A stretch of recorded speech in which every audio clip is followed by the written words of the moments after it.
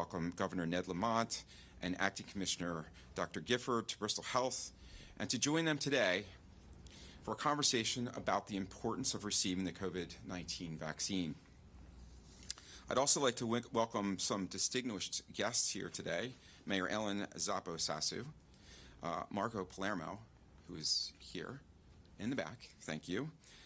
He is the Director of Health at the Bristol Burlington Health District, and he's been like just the most incredible partner along with the city and us in fighting this pandemic.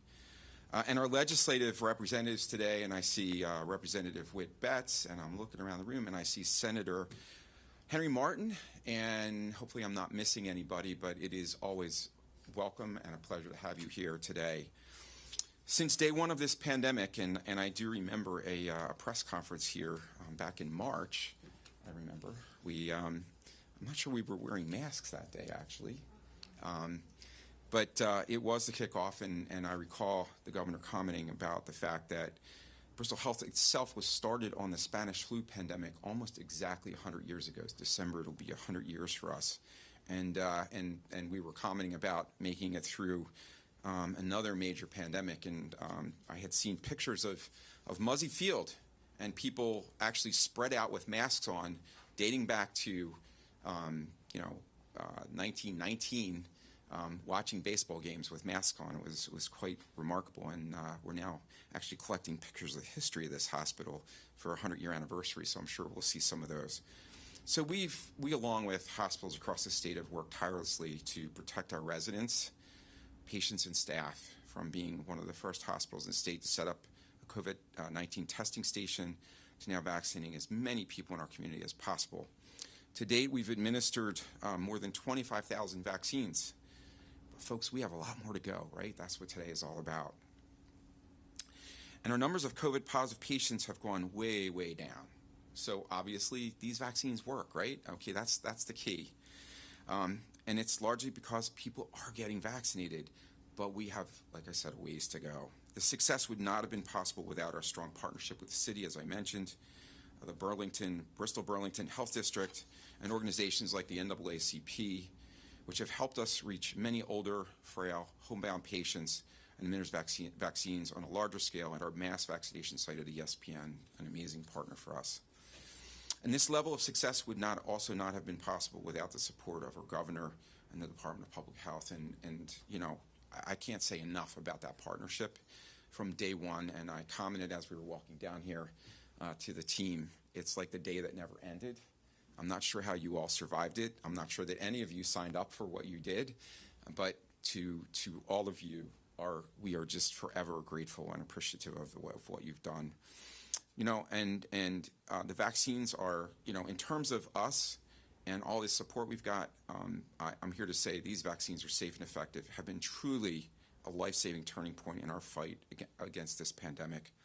And again, there's just tons of work to still be done here in our community and across the state. I'd like to introduce Commissioner Gifford. They are both here today, by the way, to talk about vaccinations, as I said, and share innovative ways for our state to encourage people to get vaccinated. So without further ado, Commissioner Gifford.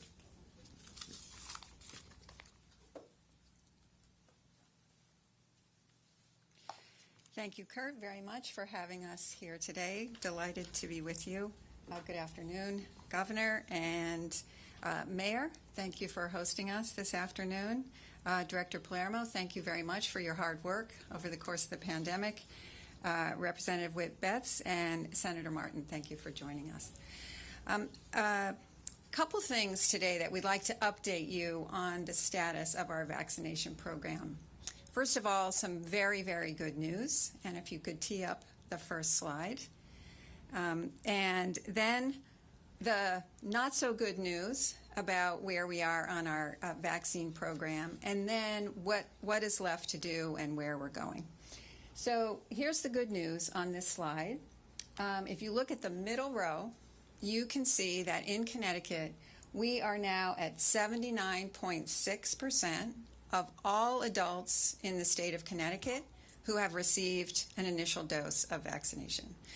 So probably one of the questions that the governor and I have received most over the course of the last year is when are we going to reach this thing called herd immunity, and what is that magic number? And of course we've always answered, well, there is no magic number, but most people say you want to get to about 80%. So when it comes to our adult population, we're getting very close in Connecticut, and that's due to the hard work of our partners in the community, our providers all over the state of Connecticut. It's due to so many community organizations, local health departments, federally qualified health centers, pharmacies, community-based organizations, advocates, on and on, the people who have really gotten together and gotten us to this terrific milestone.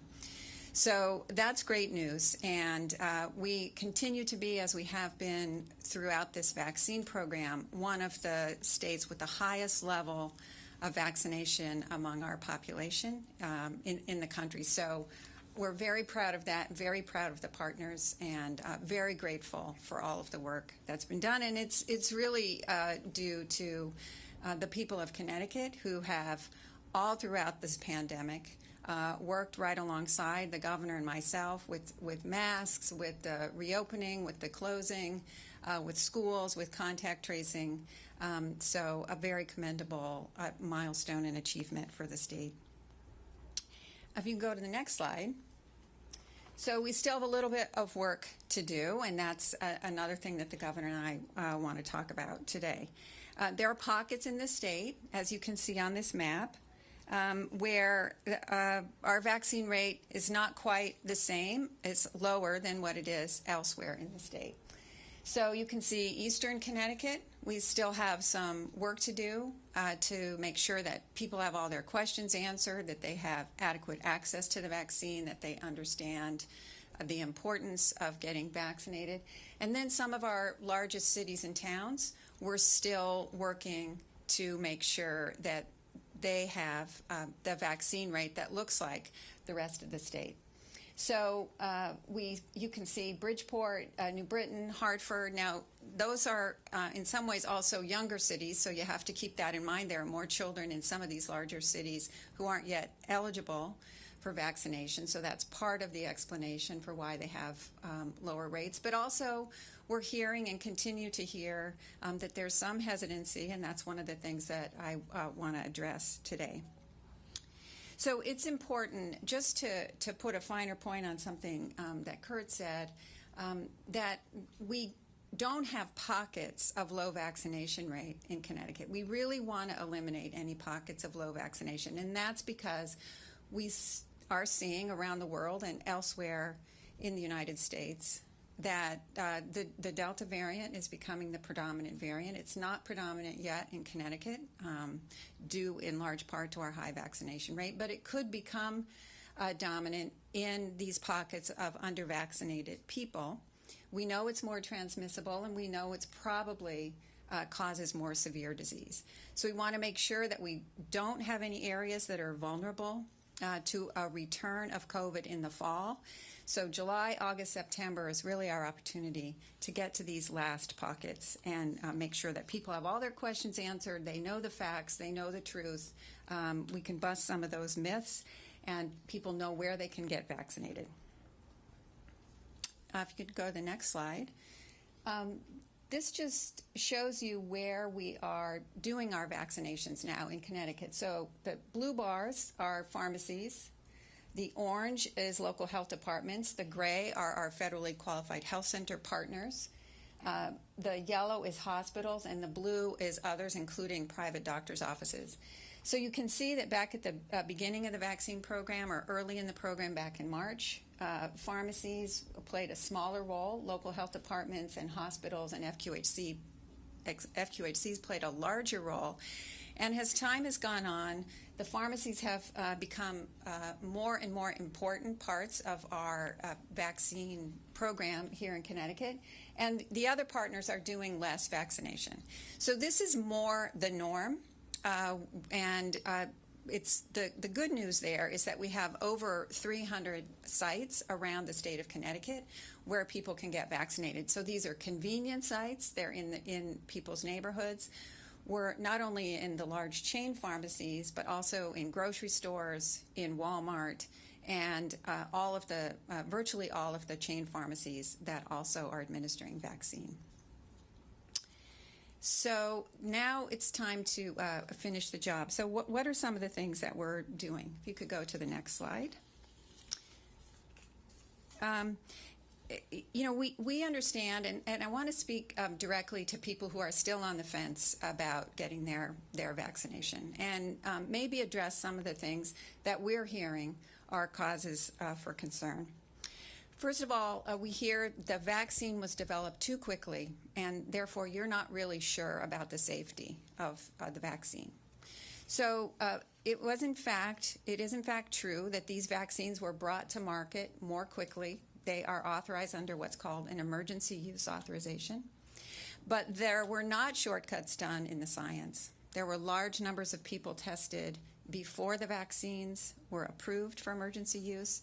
And of course, there have been hundreds of millions of people vaccinated since they've been approved, and the safety has been demonstrated. There are risks to the vaccines. We know there are risks of minor side effects like a sore arm or a low fever or fatigue, which I had after my vaccine and most people did. And we know that there are very small risks of more serious side effects, and those have been in the news.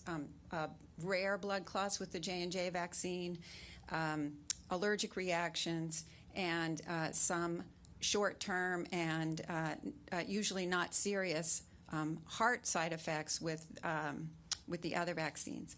But we also know, and this has been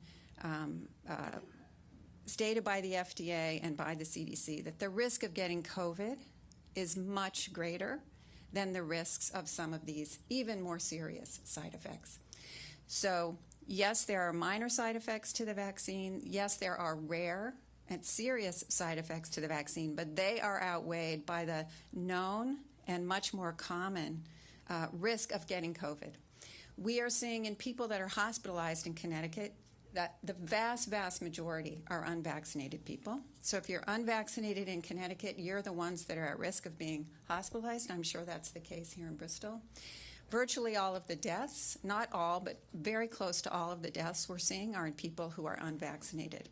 So the risk of getting COVID, getting hospitalized from COVID, or dying from COVID remains if you're unvaccinated. So keep that in mind when you're weighing the risks of the vaccine and the risks of getting COVID. Another myth we hear is that the vaccines cause infertility and problems with reproductive health.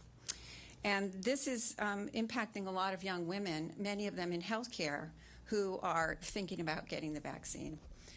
I was trained as an obstetrician gynecologist. I don't practice anymore.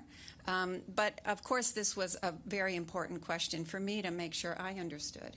And I just want to say to those of you who are young women and are concerned about the risk of the vaccine on your ability to get pregnant, there is no evidence whatsoever that the COVID vaccine causes any problem with infertility.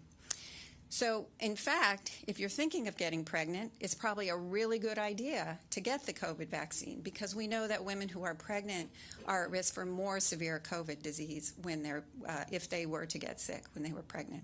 So, when it comes to infertility, no evidence whatsoever that the COVID vaccine causes any problems with reproductive health. And finally, there's just the issue of trust. Particularly in certain populations who have felt that the healthcare system, the public health system, and government in general has not been fair to them, that there have been issues of systemic racism, that we haven't adequately addressed the needs of certain populations. We understand, appreciate, and recognize those concerns. So what I would say to you, if you're a person of color who doesn't necessarily have confidence in what you're hearing from public health officials, talk to a member of your community that's been vaccinated and see what they have to say about their reasons and rationale for getting vaccinated. We are working very hard at the Department of Public Health with our community partners to make sure that we're working with members of the community to get out the word and spread the news about the safety and effectiveness of the vaccine. So understand and appreciate those issues of trust, but talk to somebody that you do trust to get the information that you need about getting vaccinated. So now to the fun stuff. In addition to getting out information about, the truth about some of these myths, we also are doing what we can to make it a little bit fun to get a vaccine. And our Rock the Shot and Summer on Us initiatives at the Department of Public Health are part of that. So today we are announcing the first winners of our Rock the Shot campaign. These are individuals, they're on the slides here, who have won either 2 great tickets, premium tickets to the Jonas Brothers, or 2 tickets to Luke Bryan, both of these at Xfinity. And they will be contacted by the Department of Public Health. Those people listed here have given us permission to share their names. We're not using their last names nonetheless, but you can see that they're from all around the state. We're delighted. We had over 3,000 people enter the first Rock the Shot contest. And we'll be making one of these announcements. I don't know if the governor will be making it every single week, but every Thursday we'll be announcing the winners of the Rock the Shot concert tickets. In addition to that, you can get free tickets by going to certain clinics that are giving away concert tickets to the first 24 individuals to get vaccinated. So it's a great deal. Show up to get your vaccine. If you're among the first 24 people, you get a pair of tickets to a wide array of concerts. We've been working with Live Nation to get these tickets for concerts that are happening all throughout the summer. So you can go to ct.gov/rocktheshot if you want to enter. It's not too late. Please go and enter. Please get vaccinated and then enter if you're not already vaccinated. If you got vaccinated before, you can still enter. You don't have to get vaccinated in the next week or two, but we hope you will. And then go on to ct.gov/rocktheshot. You can find out where the clinics are being held, where you can get free tickets, and you can also enter for next week's drawing. So with that, I am going to pass it over to Governor Lamont, who's going to talk a little bit more about incentives and also has a special guest. Governor. All right, thanks, Deirdre. I was just listening. Maybe you're sort of wondering, hey, Connecticut's doing really well. We're done with this pandemic. Why do we have to keep talking about vaccines? 80% of us almost of adults have been vaccinated, pretty darn good. Maybe a few more have had, were infected previously, so they built up some antibodies. Let's go party. But I think if you saw from the charts that I was looking at from Deirdre, the numbers don't always tell the full story. Look, it's absolutely true. The number 1 most vaccinated town in the state of Connecticut was Canaan. I just saw it. 99%. Canaan. Let's hear it for Canaan. Followed closely by Salisbury. And the most vaccinated demographic out there are folks over the age of 65. 95% vaccinated. Henry, you and I can go party in Canaan and probably have a pretty good time. But that's not the whole story. I think you saw from Deirdre that we've got communities in our state that have less than half the people are vaccinated. And she mentioned the big cities, but I also saw Sterling and Mansfield and some of the smaller towns as well. And you see that around the country. We're a United States of America. We're more likely to be vaccinated than just about any country in the world. And yet we have about a third of our states' infections are picking up and picking up quite a bit. I'm thinking about Arkansas. I'm thinking about Missouri. I'm thinking about Mississippi. I'm thinking about Florida. Arkansas, you're 10 times more likely to be infected than you are here in Connecticut. And it's just a reminder, again, that we have not gotten rid of this pandemic until everybody is safe. And that what happens in New Britain or happens in Arkansas can come back. And that this damn Delta variant is really, really infectious. And that it's just walking around downtown Bristol trying to find somebody who hasn't been vaccinated. And if they can get that person infected, then you got two people walking around trying to get somebody else. And as you've heard from Kurt and the doctors, the good news is the vaccines really, really work. Maybe there's one person with COVID infection. Is that what you said, doctor? You're here in the hospital now. We're at the lowest rate of COVID infections this state has seen since we could count what COVID infections were. Anybody who isn't hospitalized has generally been somebody who has not been vaccinated. And that's why I work tirelessly, as does Deirdre, as does all the healthcare providers, do everything they can to tell your friend who has a friend how important it is that they do this, especially in those communities which are the most likely to be unvaccinated, most likely to be at risk. Kurt mentioned the 1918 flu. We were looking for information, a year plus ago, and I did, study a lot that that 1918 flu. It was the second wave that hit people the hardest. That did not happen in Connecticut. In Connecticut, we were more likely to be tested. We were more likely to be prepared. So unlike neighboring states, that second wave that hit in, October, November, December did not hit us nearly as hard. But after 1918, there still were flare-ups around the country over the next few years, and a lot of people died. Shame on us. We've got the vaccine. That should never happen in the United States of America, and more broadly, it shouldn't happen in the world. We've got plenty of vaccines right now, and that's what we've got to work on to make sure that everybody gets that opportunity to get that shot. It makes a difference. And so we're trying incentives. And, the incentives have an impact. Drinks on us, that was fun. You don't want to be the 20-year-old stuck picking up the tab with a loser. Now, we've got the rock the shot.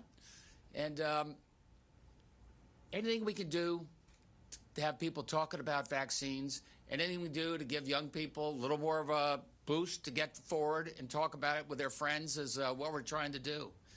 And I think it's going to be a really good summer, and I really think it's going to be a good fall in Connecticut.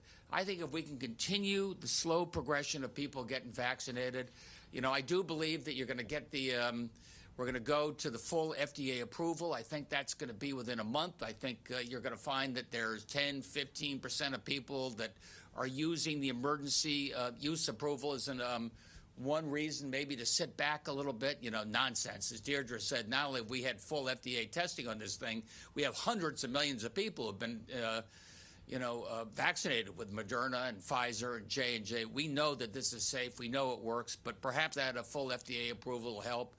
I think you'll see vaccinations for the youngest demographic, 1 to 12, the only group that doesn't have that opportunity yet. That should be coming along, later in the fall. But in the meantime, I want to make sure that we do everything we can with our friends and with our neighbors and our communities and our friends in Sterling and New Britain to get vaccinated.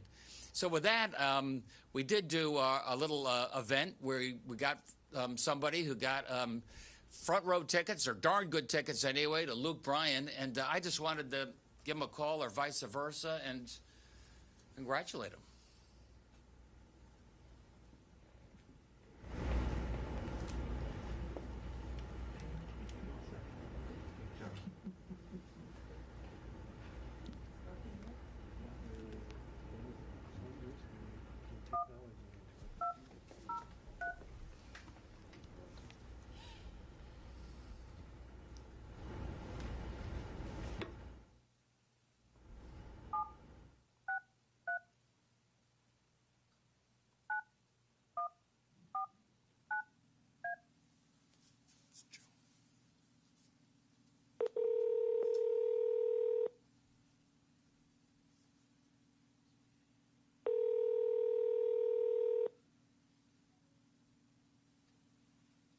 Hello? Hey, is this Joseph? That's it.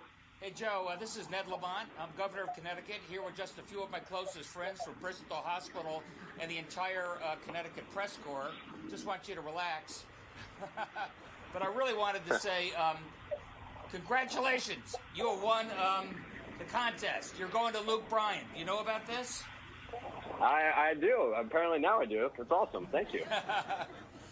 You ever heard of Luke Bryan? You know Luke Bryan? You know his best song?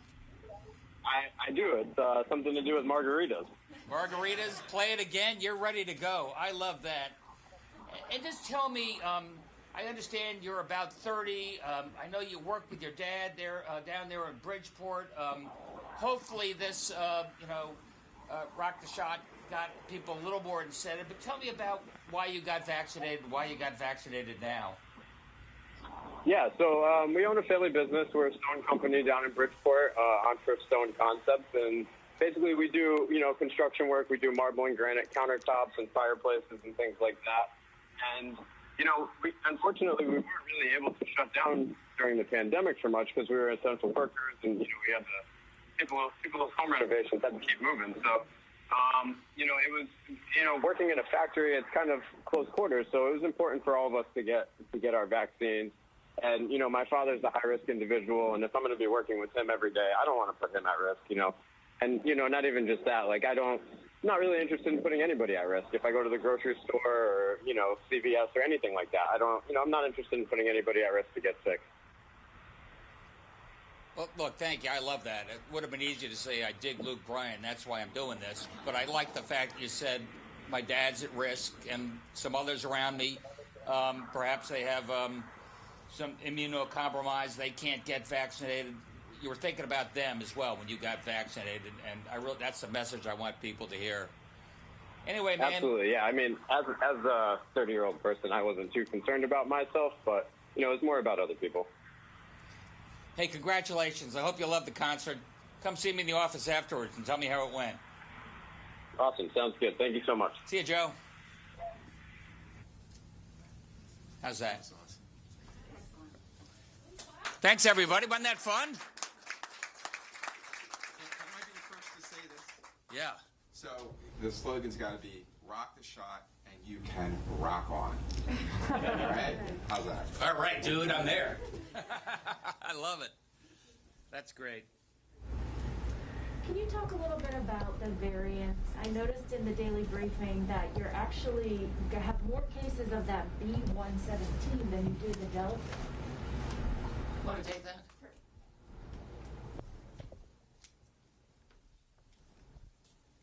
So in our latest report, I think there were something over 1,100 cases of the B117 variant and only 51 of the Delta. So in Connecticut, Delta is not yet the predominant variant like it is elsewhere in the United States. Why is that? Probably it's because we don't have a lot of virus circulating in Connecticut, thank goodness. And that's because, as the governor said, people are vaccinated. So the more people that are vaccinated, the fewer viral particles are out there replicating in nature, and the less opportunity for these variants to develop and then to become dominant. So the success of people like Joe getting vaccinated for all the right reasons has really, I think, probably helped us not to see that Delta variant take off yet. And are you hearing that the FDA is going to approve the vaccine for a regular use? Well, they're very tight-lipped about what they are and aren't going to do. We know that it's under consideration for full approval. I believe it's the Pfizer vaccine that's that's already submitted their application for full approval. Every indication from all we know about the safety and efficacy data is that it should receive full FDA approval and soon, as the governor indicated. But they don't sort of let out breadcrumbs when they're contemplating such important decisions like that. Yeah, I was just curious about the week reference. What week reference? Oh, I don't have any specific information about the date. Next month, but that's rumor. What's the I suppose if you're in a community, I was looking at some of the numbers. I mean, you look at Bristol, surrounding. I think Farmington, the number that I saw, I think was close to 70 or maybe even 80%. Outside of Waterbury, all the towns around it are at least 50%. Some are up to 60%. What's the risk in these communities, in particular in the neighborhoods in these communities, with large unvaccinated populations, in terms of any of these variants or any strain of the coronavirus, but perhaps the Delta in particular? Well, the risk is that people, if large numbers of people are unvaccinated, are associating that we will see outbreaks and spread. Now, with the level of vaccination that we have as a state, we're not going to see a wave this fall like we saw last fall and last spring. But what the governor and I very much want to prevent is pockets of outbreaks in the fall with potentially a more infectious and more virulent strain of COVID that could lead to more hospitalizations and more deaths. It also could disrupt things like schools, sports that people want to get back to, normal activities, social activities, gatherings, etc. All the things that we have deferred and delayed. To the extent that we're seeing outbreaks and pockets of outbreaks around the state in the fall, that's going to make it that much harder to put COVID behind us and really turn the corner on all of these restrictions that we've seen. And for both of you, is there any idea of when there any kind of guidance that you'll be able to provide to school superintendents and school boards regarding masking and other issues and vaccinations, I suppose, for school-age children? Why are you looking at me? Yeah, well, I can take it. I'll start. Look, I think we're going to be okay. But I thought we were out of the woods a month ago before Delta came along, Paul. So I think we're going to have to wait and see just a little bit longer.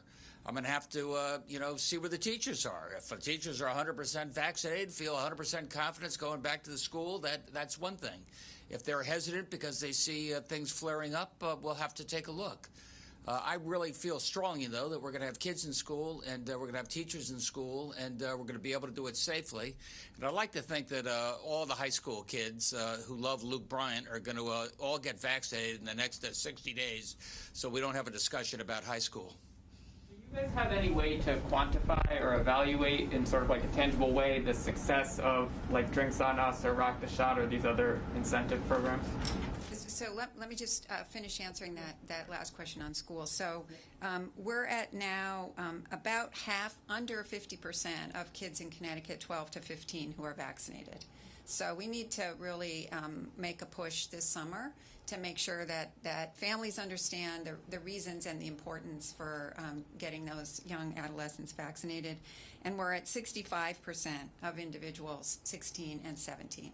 So we're going to have a large chunk of kids, in addition to those under 12 who won't have a vaccine available to them, we're still going to have a large chunk of kids unvaccinated in the schools in the fall. So that's why we're talking about, as the governor said, keeping the vaccine conversation going to make sure that people know now is the chance to get vaccinated. We don't want to see those disruptions to sports, to prom, to graduation, to all those school events that could happen if there are outbreaks in schools in the fall. We've got federal funding to do more testing in schools in the fall, so we'll be continuing to do that.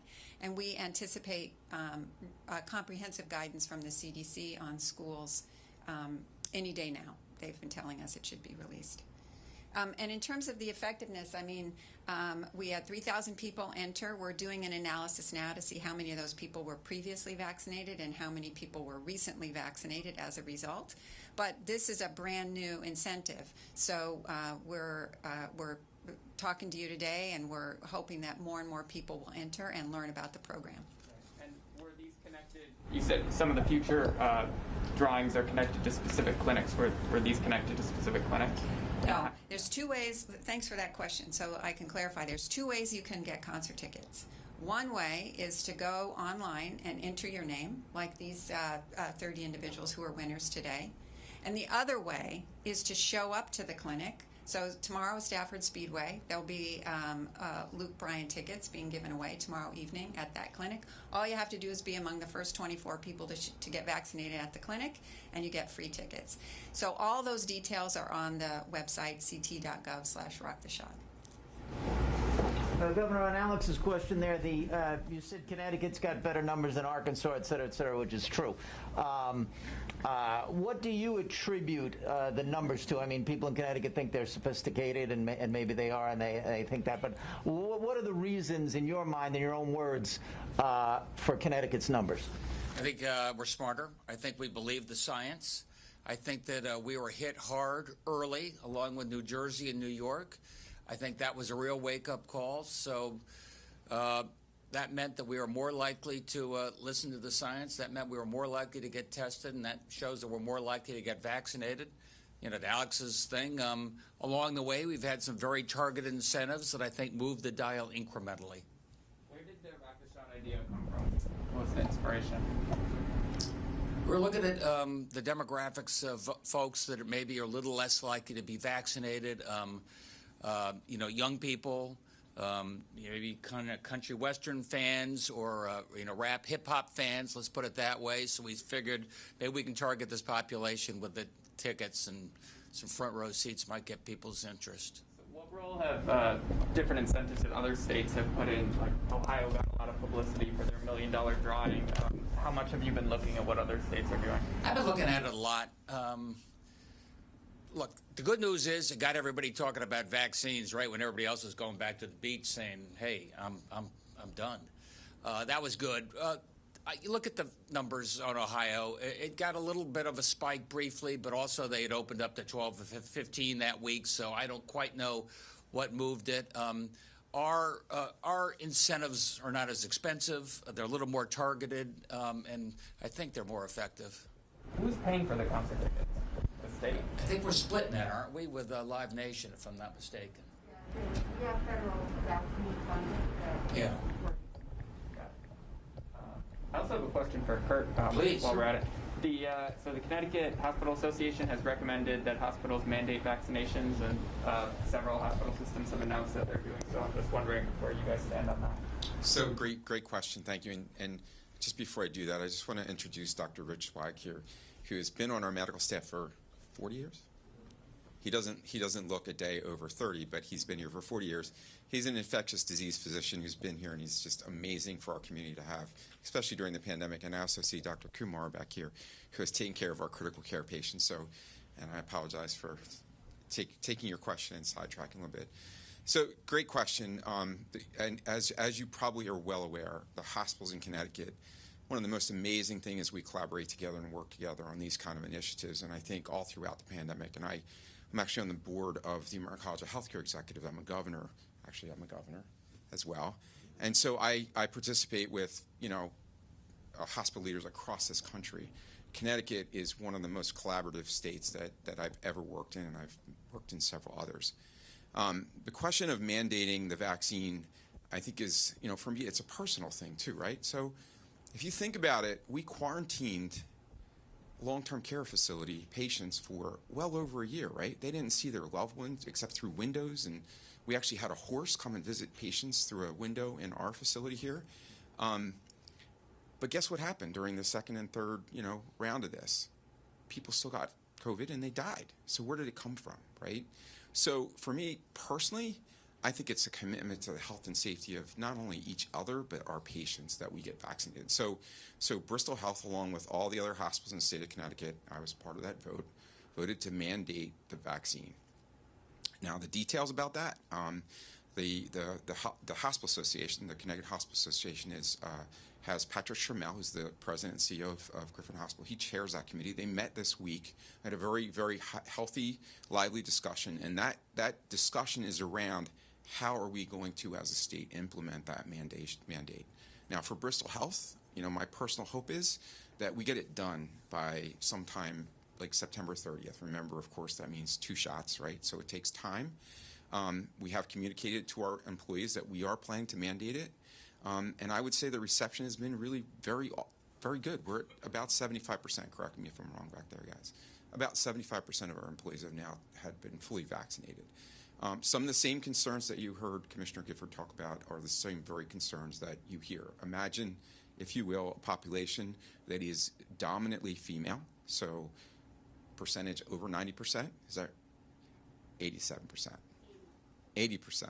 wow, we've made some progress, haven't we, in diversity? So pregnancy, big issue. Of course, it's a big issue. People are concerned. They need more information. But so, great question.